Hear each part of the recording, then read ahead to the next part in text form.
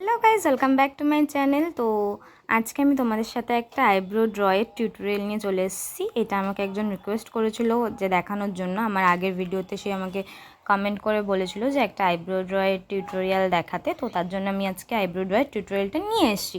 আর আজকে আমি তোমাদেরকে দুভাবে আইব্রো ড্র করাটা দেখাবো। একটা হচ্ছে আইব্রো জেল লাইনার দিয়ে আর একটা হচ্ছে আইশ্যাডো দিয়ে। তো তার জন্য আমাদের দুটো ব্রাশ লাগবে। একটা হচ্ছে এরকম অ্যাঙ্গেল ব্রাশ, আর একটা হচ্ছে স্পুলি বা আইব্রো ক্রোম ব্রাশ, আর একটা হচ্ছে আইব্রো যে জেলটা, সেটা আমরা সবসময় ব্রাউন কালারের জেলটা ইউজ করব, কখনো ব্ল্যাক কালারের জেলটা ইউজ করব না, কারণ ব্ল্যাকটা দিলে আমাদের ভুরুটা অনেক কালো হয়ে যাবে, যেটা দেখতে ভালো লাগে না। তো ফার্স্টেই আমরা আইব্রোটাকে ভালো করে কোম করে নেব কোম ব্রাশটা দিয়ে। তো আর তোমরা ভালো করে দেখলে বুঝতে পারবে যে আমার আইব্রোটা প্ল্যাক করা নেই, যার জন্য আমার এক্সট্রা যে হেয়ারগুলো সেগুলো বোঝা যাচ্ছে। তো এক্সট্রা হেয়ার থাকার পরেও আমরা ভালো করে আইব্রোটাকে ড্র করতে পারবো। তো ফার্স্টেই আমরা অ্যাঙ্গেল ব্রাশটার মধ্যে আইব্রো জেলটা নিয়ে নেব আর এক্সট্রা জেলটাকে হাতে লাগিয়ে নেব। আর আমরা আইব্রোটা সবসময় যখনই ড্র করব তখন মিডিল থেকে স্টার্ট করব, যাতে সামনের দিকটা বেশি ডার্ক না হয়। তার জন্য আমরা ফার্স্টেই মিডিল থেকে স্টার্ট করলাম, উপর থেকে আমি লাইনটা টেনে নিলাম, দেন আমি নিচ থেকে আইব্রো শেপটা দিলাম। ফার্স্টে হচ্ছে উপরের যেরকম শেপটা থাকে সেরকমভাবে দেবো। কারোর উপরে ভি থাকে, কারোর ইউ থাকে, আমারটা যেরকম একটু রাউন্ড টাইপের, তো আমি সেম রাউন্ডভাবে উপর থেকে শেপটা দিলাম, প্লাস নিচ থেকেও ওই ওয়াইজই দিলাম।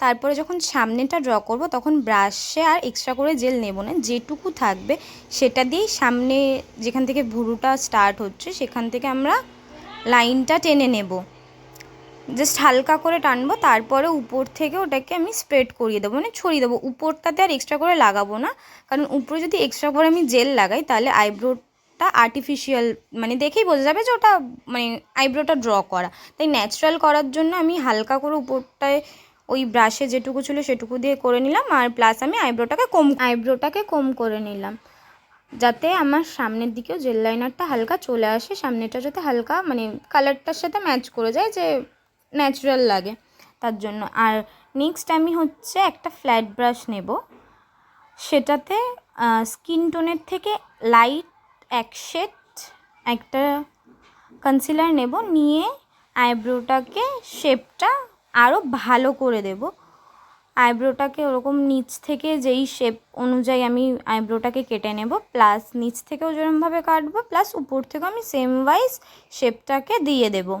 আর সামনেটাতেও হালকা করে আমি একটু দিয়ে দেব, একদম অল্প করে, যাতে সামনেটাও আমার ন্যাচারাল ফিনিশ দেয়।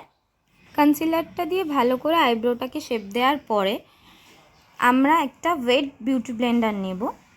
তো বিউটি ব্লেন্ডারটা দিয়ে আমরা আইব্রো যে শেপটা দিয়েছিলাম কনসিলার দিয়ে, সেই কনসিলারটাকে ভালো করে ব্লেন্ড করবো। আর বিউটি ব্লেন্ডারটাতে ওয়েট থাকে, মানে ভেজা থাকে, নলে কিন্তু মানে যেটুকু কনসিলার দেবো সব কনসিলারটুকু বিউটি ব্লেন্ডারে নিয়ে নেবে, কিচ্ছু আমার স্কিনে থাকবে না। আর ব্লেন্ড করার পর মনে হলো আমার আইব্রোর ওই জায়গাটাতে একটু মানে শেপটা অন্যরকম লাগছে, তো তার জন্য আমি আরেকবার একটুখানি কনসিলার দিয়ে ওইখানটায় লাগিয়ে ব্লেন্ড করে নিলাম। আর লাস্টে সবার শেষে আমরা আরেকবার আইব্রোটাকে ভালো করে কম করে নেব, যাতে শেপটা একদম প্রমিনেন্ট হয়।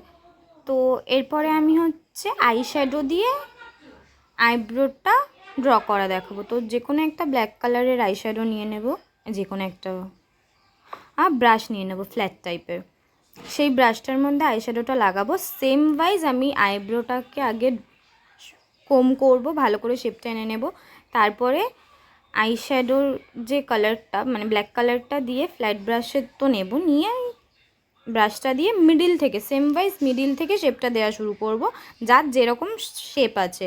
ফার্স্টে উপর দিক দিয়ে দেবো, তারপরে নিচের দিকটা করব আইব্রো, দেন মিডিলটা ভরাট করব, করে সামনের দিকটা যেইটুকু ব্রাশে থাকবে শ্যাডো বা জেল, আইব্রোটা ফিল করা হয়ে গেছে। তো এবার আমি হচ্ছে, যেহেতু আমার এক্সট্রা আইব্রোর শ্যাডোগুলো বেরিয়ে গেছে বলে, আমি কনসিলার দিয়ে শেপটা ভালো করে দিয়ে এক্সট্রা শ্যাডোগুলোকে ঢেকে নেব, যাতে না বোঝা যায়।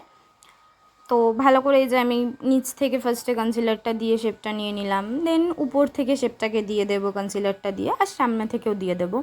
তারপর আমি ভালো করে আইব্রোটাকে ব্লেন্ড করে নেব, যাতে আইব্রোটা শেপ ভালো হয়ে যায়, কারণ কনসিলার দিয়ে এভাবে রাখা যাবে না, কারণ কনসিলারটা বোঝা যাবে, তো বোঝানো তো যাবে না, আমাদেরকে স্কিনের সাথে ব্লেন্ড করে দিতে হবে সেটাকে। তো আমি ভালো করে এই যে ব্লেন্ড করে দেবো। আর ভিডিওটা এখানেই শেষ, আমার ফাইনাল লুক। তো চলো টাটা, দেখা হবে নেক্সট ভিডিওতে।